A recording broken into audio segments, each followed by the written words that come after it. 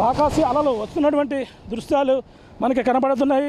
ఈ యొక్క తీరం వెంబడైతే ఈ యొక్క అలలు ఎగసి పడుతున్నటువంటి దృశ్యాలు మనం చూస్తున్నాం.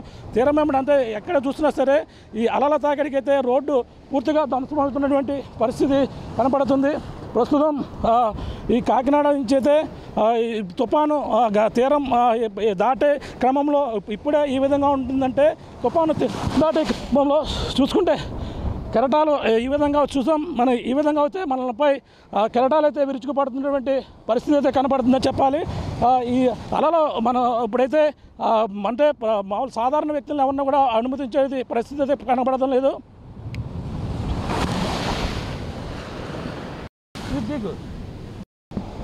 ఈ విధంగా అయితే తీర ప్రాంతాన్ని అయితే మొత్తం వణికిస్తున్నటువంటి పరిస్థితి కనబడి చూడడం మనపై అలల తాకిడి అయితే కొనసాగుతుంది.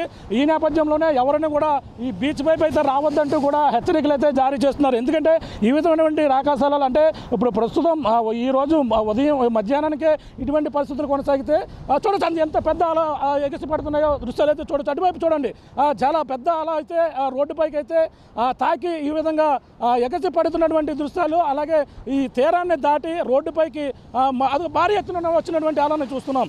ఈ విధంగా అయితే మొత్తం పెను తుఫాను ఏదైతే ఉందో ఈ యొక్క భీకరంగా ఇప్పుడైతే కూడా ఉప్పాడ తీరాన్ని అయితే కుదిపేస్తుందని చెప్పాలి. కాకినాడ ఉప్పాడ సముద్ర తీరం అయితే బీచ్ రోడ్డు సూర్యారావుపేట బీచ్ వద్ద అయితే శుభ్రం ఈ యొక్క తుఫాను అయితే పెను విధ్వంసం అయితే ప్రస్తుతం అయితే ఈ విధమైనటువంటి ఎఫెక్ట్ అయితే కనపడుతుంది. మరి ఆ తీరం దాటే సమయంలో మరి ఎటువంటి పరిస్థితులు ఉంటాయో మరి ఇంకా చూస్తుంటేనే అర్థమవుతుంది. అలాగే రాత్రికాల సమయంలో తీరం దాటే అవకాశంలో అలలు ఒక ఉప్పెనలాగా ఈ యొక్క ప్రాంతం మనం చూడొచ్చు. ఇటువంటి అలలు అయితే మొత్తం ఎగసి పడుతున్నటువంటి పరిస్థితి అయితే కనపడుతుంది. ఉప్పెనలాగే మొత్తం అలలు వస్తాయని వాతావరణ శాఖ అయితే చెప్పుకొస్తుంది. ఆ నేపథ్యంలోనే ఇప్పుడైతే అలలు భారీ విధ్వంసాన్ని ఉప్పాడ వద్ద అయితే అల్ల కల్లోన చేస్తున్నటువంటి దృశ్యాలు అయితే మనం క్లియర్గా చూస్తున్నాం.